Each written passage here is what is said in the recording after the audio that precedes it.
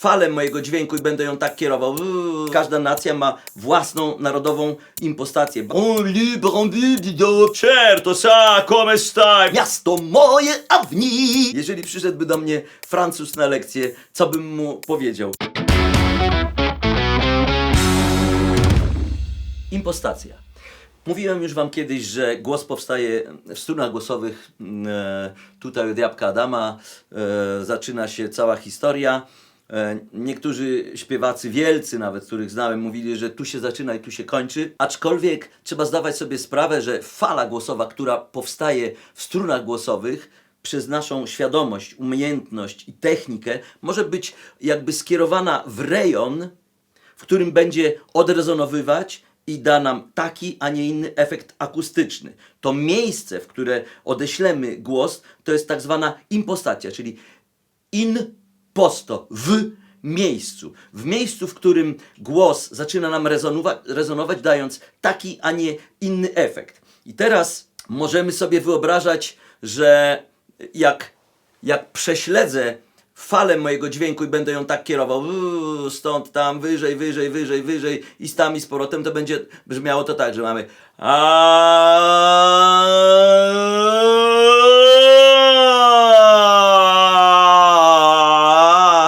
I teraz w każdym na przykład języku każda nacja ma własną narodową impostację, bardzo charakterystyczną dla danej nacji. Ciekawostką jest na przykład, że Francuzi w okresie prawie stuletniej historii fonografii nie mieli nigdy wielkich śpiewaków. No, mieli czterech, jakiś tam Georges Till, Crespin, Mathieu i Jobin, ale to są wszyscy, których można wymienić na palcach jednej ręki. Nie mieli wielkich, wybitnych śpiewaków operowych. Dlaczego? Moim zdaniem dlatego, że sam język, ja śpiewałem wiele razy po francusku i zawsze mówiłem albo śpiewać dobrze po francusku. Ta impostacja w języku francuskim jest tak skupiona na przedzie, na nosowych samogłoskach i na brzmieniu takim, którego nie ma w innych językach i mówimy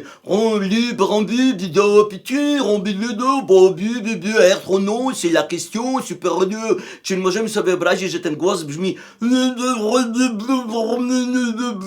no więc jak tu śpiewać operowo, jeżeli mamy cały czas w porównaniu na przykład z językiem włoskim, który jest stworzony do śpiewania i dlatego w tamtym kraju ten gatunek się tak rozwinął i doszedł do takich wspaniałych rezultatów, że mamy certo, sa, come stai, bene,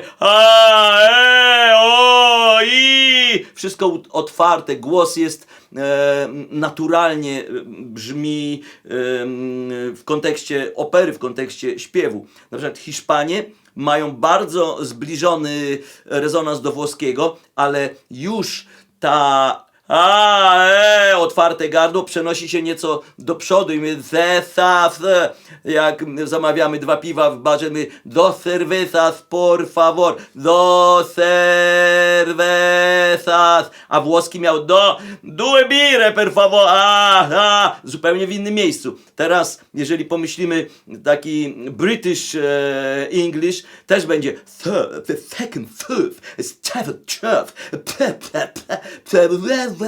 jest bardzo z przodu, A na przykład amerykański będzie Raven Free jest tam w gardle, zupełnie w innym miejscu odrezonowuje. Niemiecki, Polacy mają moim zdaniem błędne wyobrażenie na temat języka niemieckiego, bo myślą, że niemiecki to taki kojarzy się jeszcze z wojną i z tymi strasznymi czasami, więc tak Polacy sobie wyobrażają język niemiecki, ale język niemiecki jest bardzo poetycki, jest bardzo miękki, jest weich, Hamburg, jeszcze w austriackim wydaniu to już w ogóle jest bardzo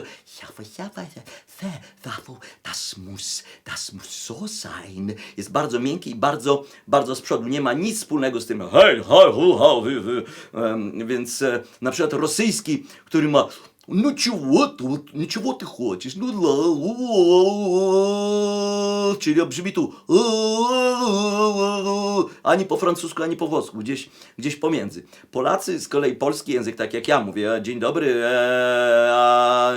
dzień dobry, dosyć blisko jest tego włoskiego języka, ale nie ma tego otwartego gardła, nie ma tego ha, ho, Więc widzicie Państwo, że impostacja to jest taki element sztuki wokalnej, że jeżeli potrafimy sobie to uświadomić, to raz w naukach języku może nam to bardzo pomóc, żeby mówić jak native speakerzy używają głosu, bo mają impostację wrodzoną, czyli uczą się tego języka od dziecka i tam im się umiejscawia ten rezonans, ale również jeżeli chcemy na przykład próbować zaśpiewać jak ktoś, jak znany jakiś piosenkarz, na przykład w karaoke, jeżeli sobie wyobrazimy na przykład, jak brzmi głos Cugowskiego, że mamy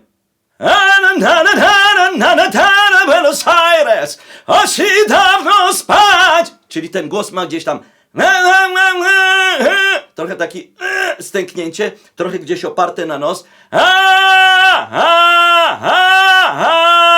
tu można powiedzieć, że ma umiejscowione. Jeżeli ktoś to zrozumie i będzie umiał przyswoić, to bardzo łatwo będzie mu kogoś naśladować. Na przykład jakbyśmy wzięli Niemena, śpiewa mam tak samo jak ty, miasto moje, a w nim. Czyli możemy sobie wyobrazić, że śpiewa trochę na takim zacisku. Gdzieś tam jest ten impostowany głos. No, Presleya na przykład, już mamy love me tender, love me sweet, never let me go. Że on jest cały czas taki napompowany na takiej poduszeczce. Z naszych piosenkarzy bardzo podobnie śpiewał Krzysztof Krawczyk.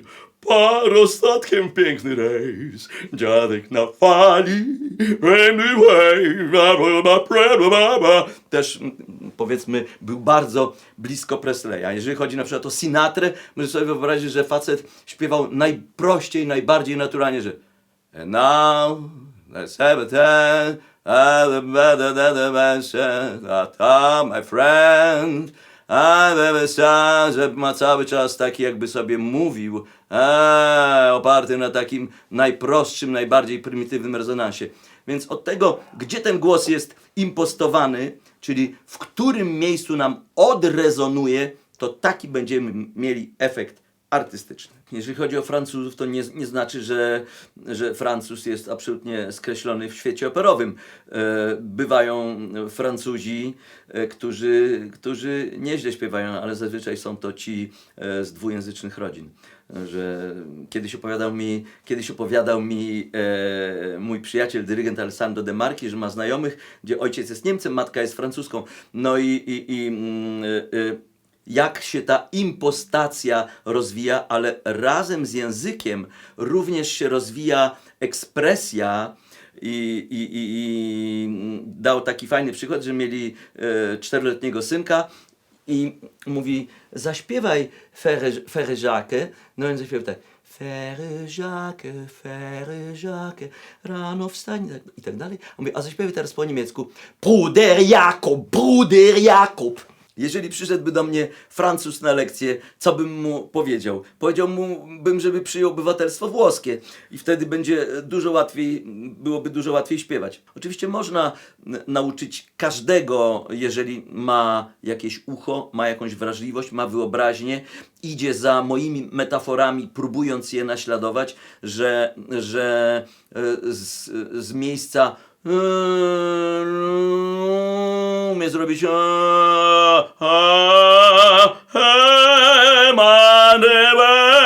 no, jeżeli mu się to dobrze wytłumaczy, jeżeli będzie umiał naśladować, to myślę, że nie ma problemu. Moim zdaniem można nauczyć każdego śpiewu, w zależności do czego ten śpiew nam jest potrzebny. Czy chcemy śpiewać lepiej w chórze, czy chcemy śpiewać piosenki, czy chcemy występować jako piosenkarze, albo albo ludzie, którzy zajmują się muzyką rozrywkową, czy chcemy śpiewać na weselach, na zabawach, na dancingach, czy założyć zespół folklorystyczny, czy rockowy, czy zostać gwiazdą pop, czy zostać gwiazdą opery.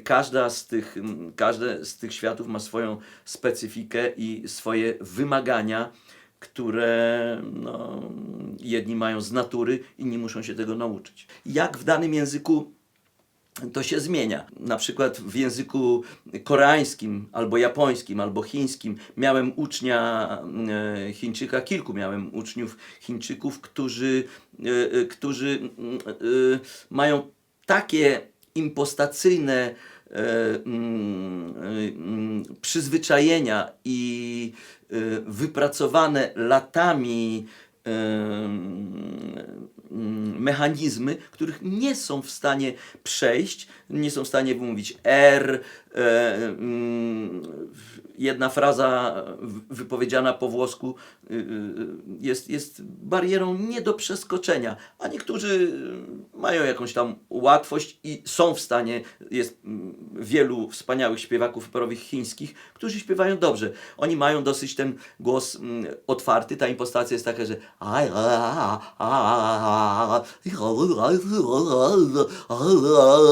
trochę tak między chińskim a arabskim. Jeżeli chodzi o Koreańczyków, to mają jeszcze większe, jakby z natury mają uniesienie podniebienia miękkiego.